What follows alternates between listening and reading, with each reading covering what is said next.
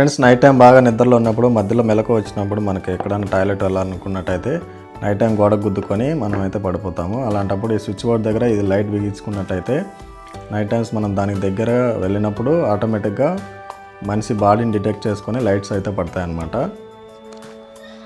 Auto మోడ్లో పెట్టుకుంటే మనిషి బాడీని బట్టి డిటెక్ట్ చేసుకొని లైట్ అయితే పడుతుంది. చూడండి, ఇప్పుడు దీని లోపల ఏముందనేది మీతో పాటు నాకు కూడా పెద్ద క్వశ్చన్ మార్క్ అనమాట.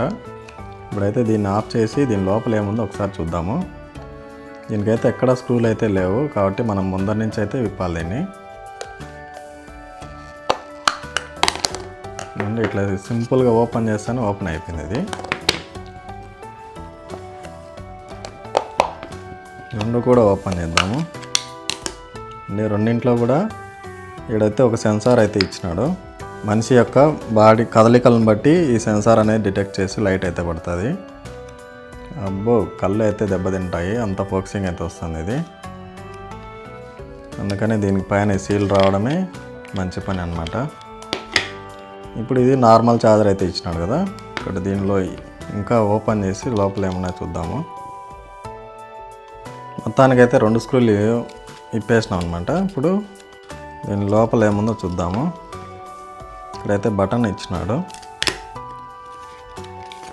ఇది ఛార్జరు, నార్మల్ ఛార్జర్ సెట్ అవుతుంది. చిన్న బ్యాటరీ అయితే ఇచ్చినాడు అంతే. ఇడు దీంట్లో ఏం పెద్ద సెటప్ లేదు, కానీ దీని కాస్ట్ అరౌండ్ 350 అట్లా పడుతుంది అనమాట.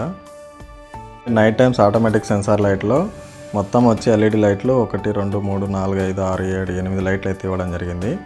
మరియు చిన్న చిన్న కండెన్సర్లు, ఒక బ్యాటరీ మరియు మనిషి బాడీ డిటెక్ట్ చేసి ఒక సెన్సార్ అయితే ఇవ్వడం జరిగింది అంతే. దీంట్లో ఏం సెటప్ పెద్దగా లేదు. ఇది వచ్చేసి స్విచ్ అనమాట, ఆన్ ఆఫ్ స్విచ్. ఇలాంటి మరిన్ని వీడియోస్ కోసం లైక్ చేయండి మరియు ఈ వీడియోని అయితే మరింత మందికి షేర్ చేయండి.